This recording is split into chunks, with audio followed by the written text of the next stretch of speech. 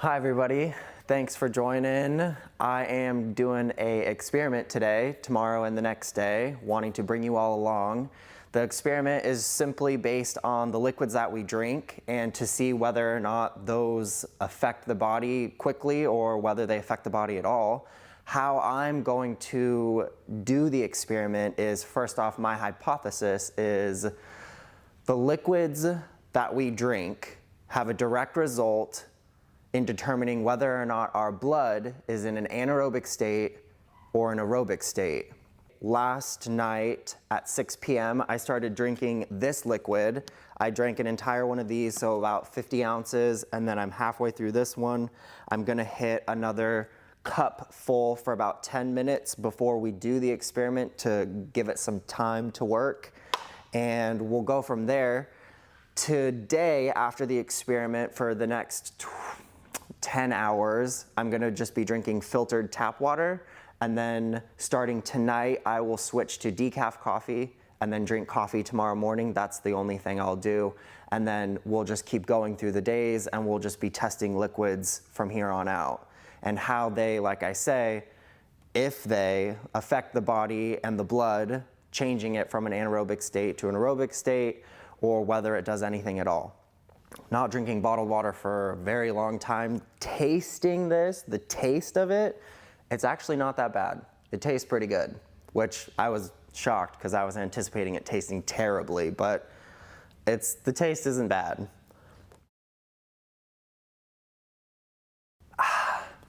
Okay, so we'll give it about 10 minutes.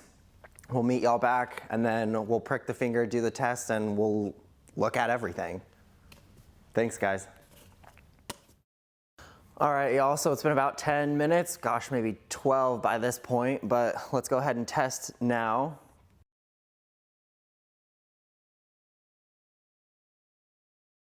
All right, and we'll check it here under the scope. Bring it in, and there you have it. There are my blood cells. You can see how it almost looks, oh, let me focus it slightly. See how they look like worms? How they're kind of all stuck together there on the bottom left, that worm, and then the big old clump in the middle there. So what you're witnessing is rouleau. It's when your cells don't have an electrical charge, they don't repel each other, they're actually sticking together.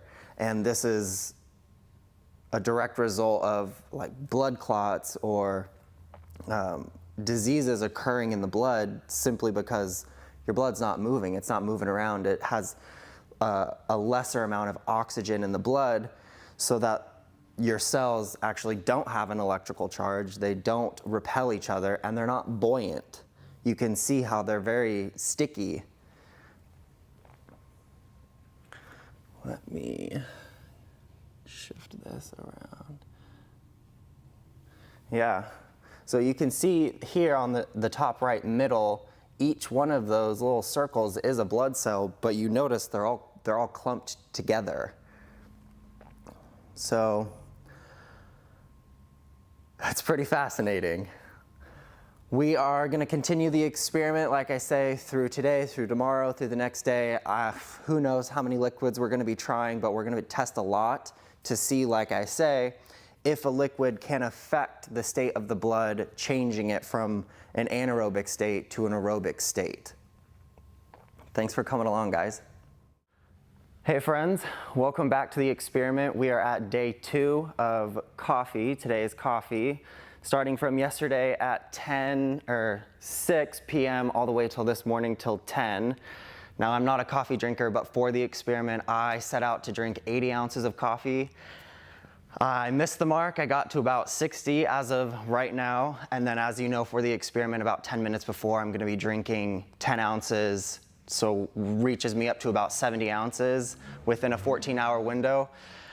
And not being a coffee drinker, I've definitely felt it. Last night I did the decaf, but this morning I went to the caffeine. So this is what a lot of people feel like, I guess, in the morning. Don't know why people are after this feeling, but we're doing it for the experiment.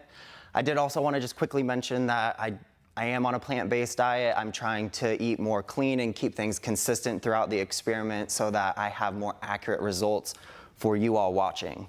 So I'm gonna drink this coffee for you. Oh, cheers. Oh, I'm so glad it's not piping hot. Oh, there we go. Done. All right, well, give us about 10 minutes and then we'll come back and prick the finger, look it under the microscope, and see how my blood is responding. All right, y'all, welcome back. We are past the 10 minutes, so we're ready to test the blood now. Let me get my slate ready and my mini slide. All right, here goes. Ah, so much better than yesterday. All right, so there it is under the microscope. You can see, oh wow, there we are. See it slowly moving. Up there on the very top right, that long, almost snake-like connection there. Dang, all those blood cells. So you can notice the blood cells are circular and designed to repel each other, and when they're repelling each other, that means that there's oxygen in the blood, that they have their electrical charge, so that they're able to be rushing and moving and repelling each other. But as of right now, here, let's even try and bring it in closer.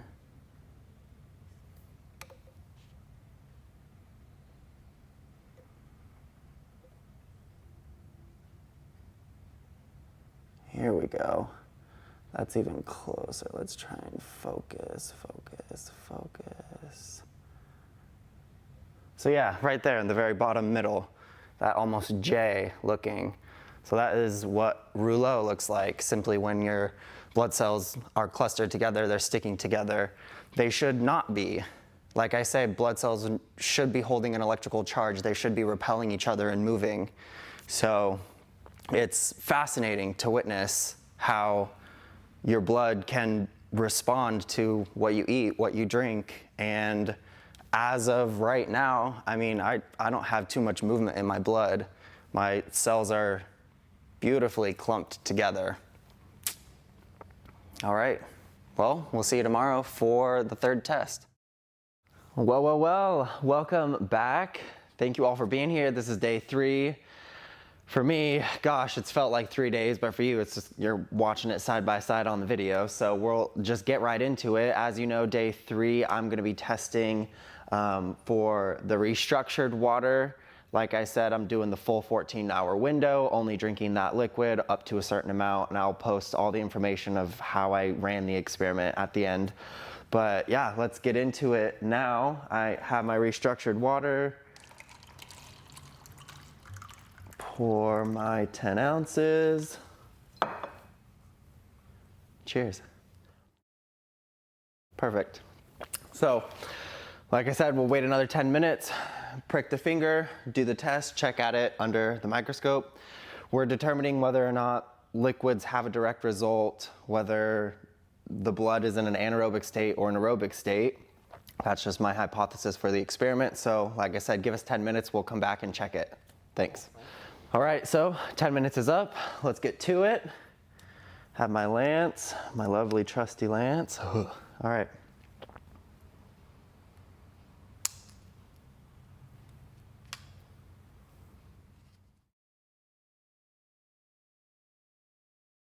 All right, so as we can see, dang, a lot of movement. Not too much rouleau. You can definitely see individual blood cells there. Moving quite quick. Let's bring it down to a higher concentration. There we go.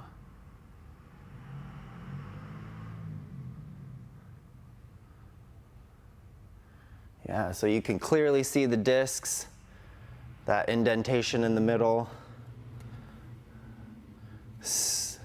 Still slight rouleaus there up on the top, but a lot of movement. You can tell that they are all very heavily circular and they're buoyant and slippery.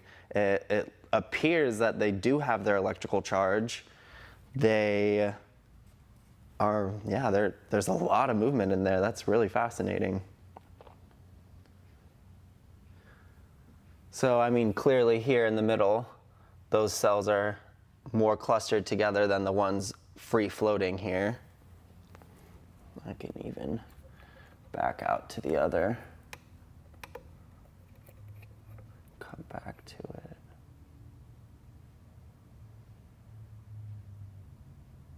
There we are.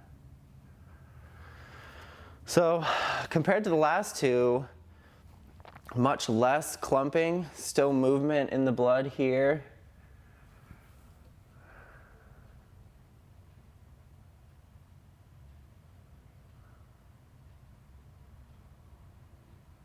Yeah, fascinating.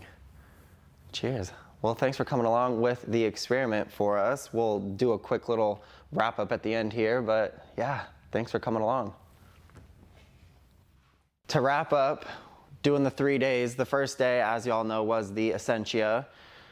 Not too much movement on those cells, good amount of rouleau, good amount of clumping together. And then going on to day 2, the coffee, really slow, really clumpy, not really a lot of movement there. The differentiation between the essentia and the restructured water here, what I want to kind of make a difference is essentia is simply bottled alkaline water, which is made alkaline by adding a chemical to it. Now that chemical is just baking soda. However, as you saw in the video, it's not bringing energy to the cells. It's not moving the cells around. The cells, like you saw, were still clumped together. So the differentiation between restructured water is that there's genuine energy been added back to the water through the platinum and the titanium plates inside the units. So this water we call alkalized. There's been genuine energy added.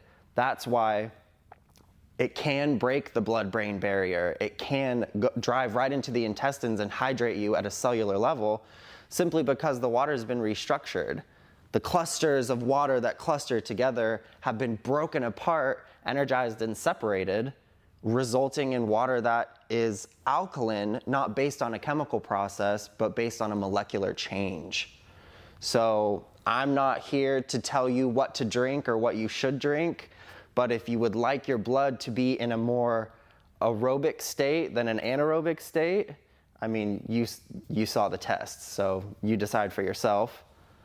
We are obviously here at the beautiful Kangen water store in Vancouver on the corner of 162nd and 4th Plain. If you would like to come and try this water and even do a blood test, we would happily do that with you.